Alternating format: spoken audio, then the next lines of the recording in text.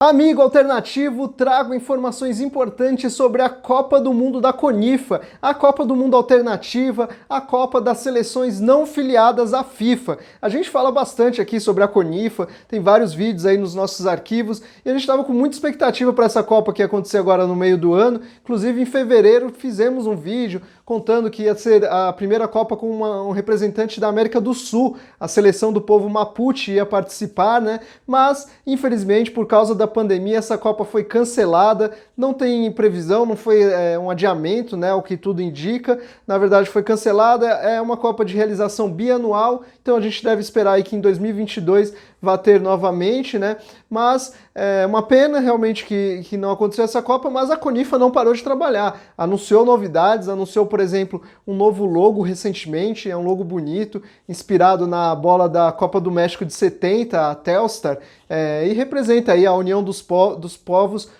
em torno do futebol, né? E também anunciou um novo membro, uma nova seleção afiliada, que é a seleção do Reino das Duas Sicílias, uma seleção de uma região ali da Itália. Tem uma história bem interessante, vale a pena a gente contar aqui depois da vinheta.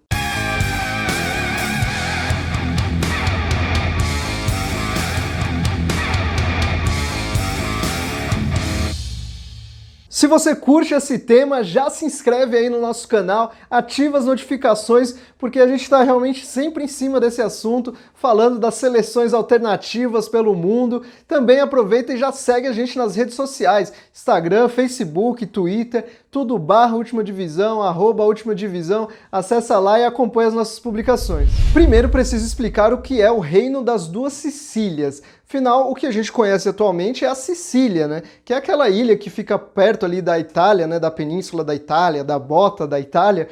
Tem aquela ilha maior que é a Sicília, isso a gente conhece, mas por que Reino das Duas Sicílias? Isso remonta à história bem antiga dessa região, que realmente já foi alvo ali de muita disputa, de muita briga por poder, divisões, até por isso a bandeira da seleção parece mais uma coxa de retalhos, realmente tem várias referências aos poderes que já existiram nessa região, exatamente por causa disso, né? Porque é uma região que já foi muito dividida. Essa história começou lá no século XI, quando o povo normandio veio lá da Escandinávia, um povo viking, veio invadir essa região, essa parte da Itália, e aí expulsou da Sicília, da região da Sicília e do sul da Itália, o povo árabe muçulmano que estava por ali, e aí dominou essa região por um bom tempo, por cerca de um século, foi esse povo que habitou por ali. Depois de um tempo, houve um problema na linha sucessória do povo normandio, e aí quem assumiu o poder na região foi o Império Romano-Germânico. Eles também tiveram poder ali por cerca de um ano e também tiveram problemas com a ordem sucessória e perderam o poder na região. E aí quem assumiu foram os monarcas franceses. Carlos I foi o primeiro rei dessa linhagem, mas aí esse poder já era um poder bastante contestado pelo povo siciliano, pelo povo que já estava crescendo na região, e aí eles se revoltaram bastante. Houve um episódio que é chamado de Vésperas Sicilianas, que culminou assim, foi a maior revolta contra o poder. Começou ali com um episódio de um assédio de um oficial francês contra uma jovem siciliana, e aí criou-se um conflito do marido contra o assediador, né? E depois começou-se, depois disso, né, aumentou a perseguição contra os franceses na região, e aí começou-se um grande conflito no qual os revoltosos pediram ajuda da Espanha. Pedro III de Aragão se envolveu nessa disputa, mandou tropas para a ilha da Sicília e conseguiu tomar a posse da região. O reino passou a ser dominado, o reino da Sicília, né, a parte da ilha, passou a ser dominado pelos espanhóis, e a parte do sul da Itália continuou sendo dominado pelos franceses. E aí criou-se a primeira grande separação, né? Uma parte era dominada por espanhóis, outra pela parte francesa. Essa divisão só acabou em 1443, quando os espanhóis conseguiram dominar toda a região do sul da Itália, e aí criou-se esse termo Reino das Duas Sicílias.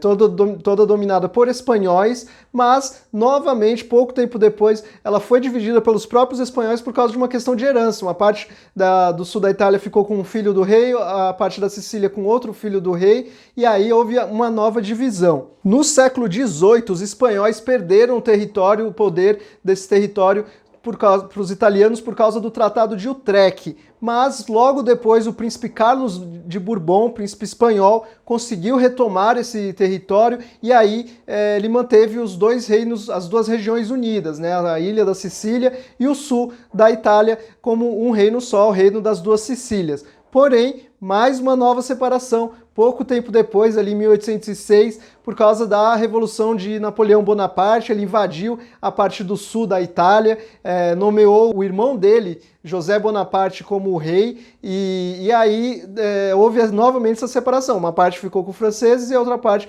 ainda estava com os espanhóis. Porém, como todos sabemos, houve a derrocada, a queda de Napoleão Bonaparte, e aí com isso a saída das tropas francesas ali da região do sul da Itália, que era conhecida como região de Nápoles, por isso hoje a camisa do Napoli aqui, né? E aí o Reino das Duas Sicílias foi formado novamente, mas depois de tantas divisões, tantas idas e vindas, já existiam muitas rebeliões inclusive por independência. A região da Sicília queria se tornar independente, ficou até independente por algum período, mas voltou. Houve grandes revoltas ali entre 1840 aproximadamente, mas depois houve a unificação da Itália, e aí sim, né, mais uma separação, afinal de contas são estados totalmente diferentes. Você tem hoje a ilha da Sicília, a região da Sicília, e tem a região do sul da Itália que tem vários estados, inclusive Nápoles, e a Itália foi unificada como um país, né, que detém a parte da Sicília, enfim, toda essa organização liderada por Giuseppe Garibaldi. É claro que tudo isso aqui é um resumo, a história é muito mais complicada, a história da Itália como um todo é bastante caótica, né? A gente tentou aqui fazer apenas um breve resumo para você entender que essa região já foi dominada por 4 povos diferentes desde o século XI, né? Então você teve aí o povo normandio, o povo germânico, o povo francês, o povo espanhol, dominando toda essa região, e passou por várias separações, né? Separação primeiro por causa das vésperas sicilianas, depois por causa de herança, depois houve separação por causa da Revolução de Bonaparte, e depois a separação final por causa da unificação da Itália. Então, realmente um povo que teve tem muita história para contar, e agora tenta se unir aí em torno dessa seleção do Reino das Duas Sicílias.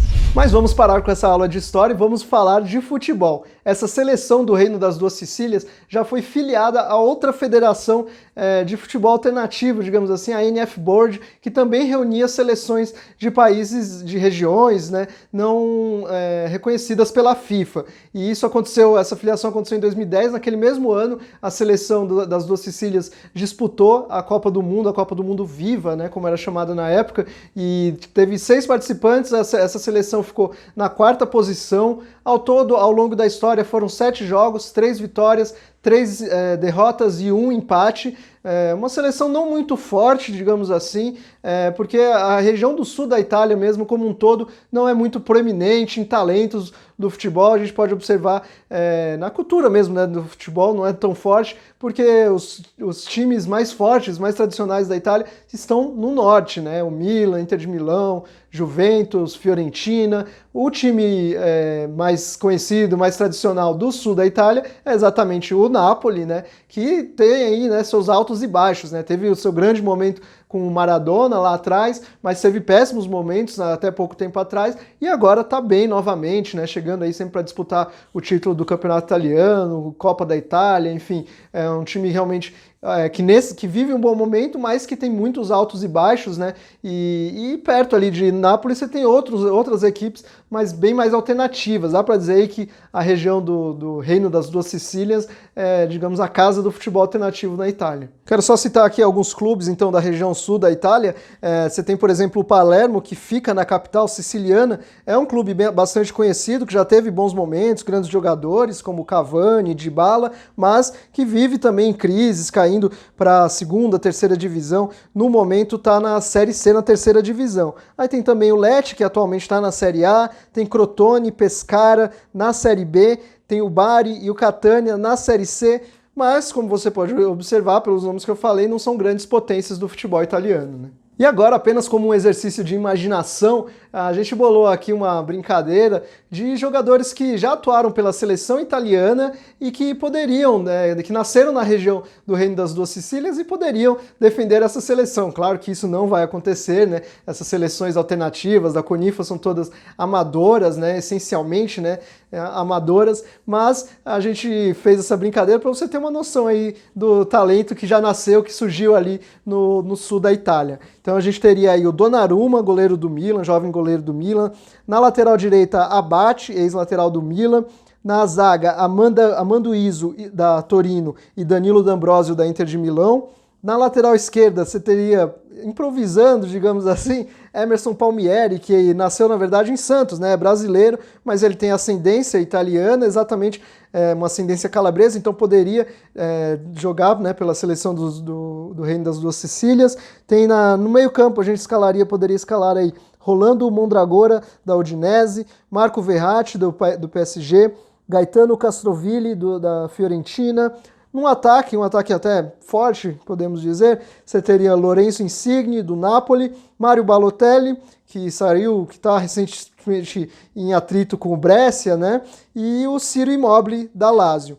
Então você vê aí que tem alguns jogadores bons, né? Mas não é uma potência se você levar em consideração tantos jogadores bons que se tem na Itália. Como eu disse antes, né, a história da Itália é bastante caótica, cheia de divisões, de povos realmente separados, e aí, por causa disso, é natural que ali na região da Itália você tenha outras seleções filiadas à CONIFA, né? E são duas atualmente. Uma delas é a seleção da Sardenha, que é outra ilha, a segunda maior ilha ali da região da Itália, e é uma região que nunca disputou uma competição da CONIFA, mas tem ali entre seus jogadores e apoiadores, né, Gianfrancesco Zola, jogador ídolo do Chelsea, na época que o Chelsea não era tão milionário, né? Então ele é um grande apoiador da região ali da Sardenha.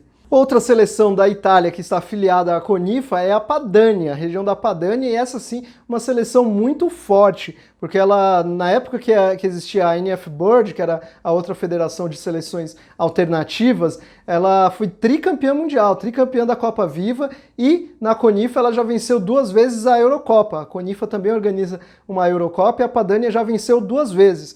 E uma curiosidade é que o irmão do Balotelli, Enoch Balotelli, ele já jogou pela seleção da Padania, né? Ao contrário do Balotelli, que nasceu na região sul da Itália, ele nasceu na região mais ao norte e defendeu a Padania já. Ele é atualmente um jogador ali da 3ª, 4ª divisão da Itália, né? Jogador semi-profissional. Quero deixar aqui 2 recomendações para você, se você quer saber mais sobre a Padania.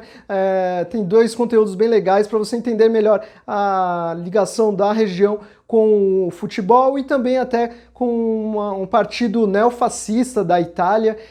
Tem o episódio 77 do Fronteiras Invisíveis do Futebol, podcast muito legal, vale a pena ouvir. E também um post do site Calciopédia, que também aborda essa questão política, de como eles querem se afastar de toda essa questão neofascista. Vale a pena dar uma conferida. É isso, amigos. Espero que vocês tenham entendido melhor essa seleção do Reino das Duas Sicílias e que realmente, se vocês gostam desse tipo de conteúdo, da Copa do Mundo da CONIFA, das Copas, das competições, das seleções não filiadas à FIFA, deixe seu like aí, deixe seu comentário, fale sobre o que mais você gostaria de ver aqui no nosso canal. Também não se esqueça de se inscrever, ativar as notificações, deixar o seu like e seguir a gente nas redes sociais. É isso, até a próxima.